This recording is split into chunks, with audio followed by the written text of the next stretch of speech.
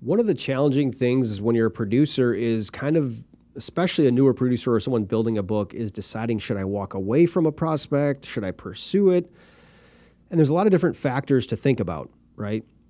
I understand that it's feels, empowering to be able to say no and to walk away. And there is importance to doing that. We don't want to waste our time. And if you just stay working on accounts that are just not a good fit due to size or whatever, you're going to be stuck in kind of a small book for the rest of your career probably, right? Or just being overly busy and not really achieving the growth that you want to grow at. However, in my career, I've had a lot of prospects that are like newer companies, maybe 1 or 2, 3 years old, that are just like in dire pain. They have a crappy agent, or you can just tell like they need some help. And I've taken chances on them, and has worked out really, really well, right? And then the positives, if you start with them when they're small and they grow with you, a lot of times they're going to be super loyal because they remember that you helped them out when they were in a world of hurt. It's not a guarantee. Of course, other people are going to start chirping at them once they grow and be like, hey, talk to us. We're bigger, blah, blah, blah. And hopefully, your client remembers what you did for them when they were smaller. And so this is why, my saying I came up with is like, go when you make exceptions on the 3-star prospects, they're not your ideal. You have to be able to see 5-star potential in them. And so there's a couple different factors to look at that I think are signals of 5-star, 5-star qualities, right? One, and so a lot of these are probably more psychographic really than like specifically demographic, right? Ambition. Like a lot of times I'll see like a contractor that he's 2-3 years in, but you can just tell he has that it factor. And this is kind of point number 2, ambition, the it factor go together, but they just have that it factor. Like you just know that they get things done, right? Or their whole life, they've kind of been successful. They do things, they take chances. They're that entrepreneur. They want to grow, right? A real hunger for growth. You could wrap all those up in ambition. So that's a big one. Another one is, have they done this before, right? Or what's their background? Are they just kind of starting a side hobby and they're kind of taking a flyer? Or is this pretty thought out, right? Like they went to school, their dad had did this, they've studied the industry, now they've been a project manager at, let's just say, a big construction company for 3 years, seen how it's done, and they know they can get it done. That's a big one too, right? And underwriters will also ask about that as well.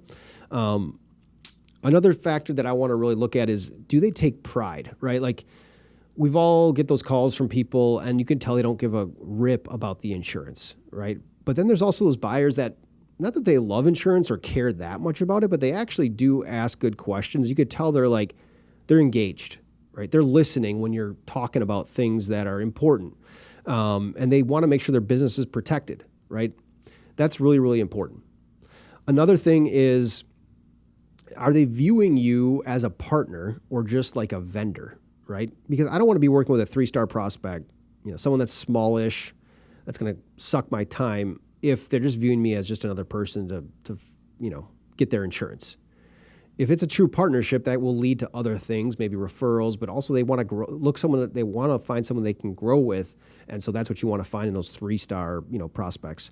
And I think this is probably the last one, but the most telling one is, how do they treat other people?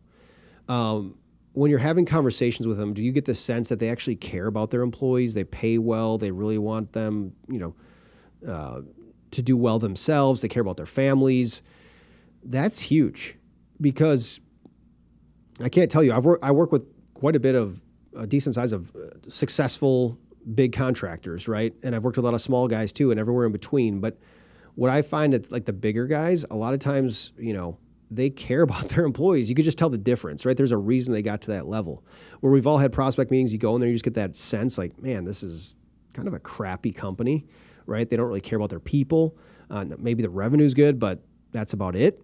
And so, yeah, treating others well is a big thing for me. Hard to always decipher in a first meeting, but that's where you'd ask questions around like, hey, do you offer benefits? And just kind of listen to their responses, right?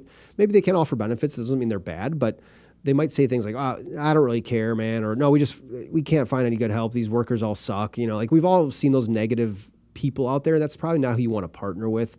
You want to find the people, again, who are ambitious. They've done it before. They take pride. They look for partnerships, and they treat others well. You look for those things, and I think there's a good chance of that 3-star prospect actually being able to grow and to become a 5-star client for you. Hey, if you like this video, do us a big favor. Subscribe to the channel. It means a ton to us. Like this video and subscribe to our newsletter. Link is below. Every Monday, every Friday, we got newsletters coming out for you that we think you'll really, really enjoy. We appreciate you.